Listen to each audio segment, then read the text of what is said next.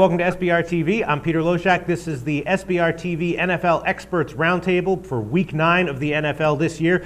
This week we are joined once again by SBR contributor John Ryan from JohnRyanSports.com and senior sports columnist from AskMen.com, Dave Golikoff. Guys, thanks for being here.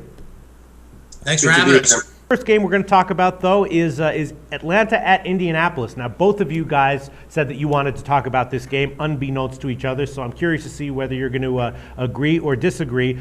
Indianapolis, of course, they've been awful, winless on the year, but they're not one of those winless teams that's also been a good bet. They're also 2-6 against the spread. You know, Atlanta, they're off of a bye.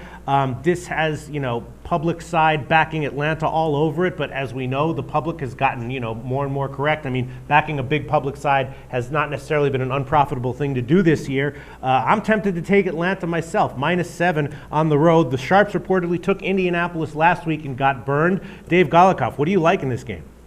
I like the Atlanta Falcons in this spot, and I just see their bread and butter being the absolute weaknesses of the Indianapolis Colts. Right.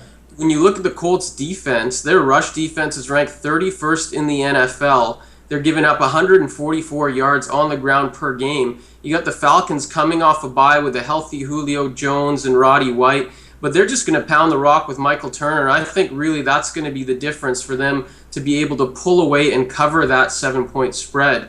And I think you just look at the Colts, their mindset, or the mindset of the two teams. The Colts are a veteran team. They know Caldwell's pretty much on the outs. They know they're not doing anything this season. Whereas the Falcons, that loss by the New Orleans Saints last week really helped out the Falcons. So I think that the Falcons come into this game with a little bit of a spring in their step, a little bit of momentum off some wins, and I think they really put the boots to the Colts this week. I'm kind of agreeing with you. I'm thinking 7 points. Is Indianapolis really going to hang within 7 points the whole game against Atlanta, even at home? John Ryan, what do you think about that?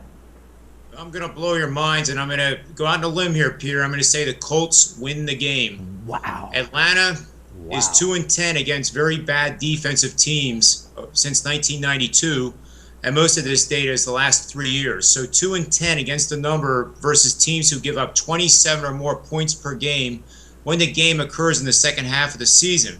They're also 11-26 against the number versus poor passing defenses, allowing a completion percentage of 61% or worse. Now you have to agree, 61% defensive pass completion is horrid. Oh, I agree with that. And lastly, I have a pretty cool system here. It's simply teams that are winless after week 7 have won the money 68% of the time. And lastly, I'm going to give you, we're going to play on underdogs with a poor scoring defense, allowing 24 or more points per game after 2 straight losses by 10 or more points. Wow. That's gone 48-21 for 70% winners. And those plays, 41% of them covered the number by 7 or more points, which, if that happens, that makes this game a pick'em. Wow. So I'm going to go for a reach here. This will be one of the 5-star plays released on the thread this week, and everybody gets it a little bit early.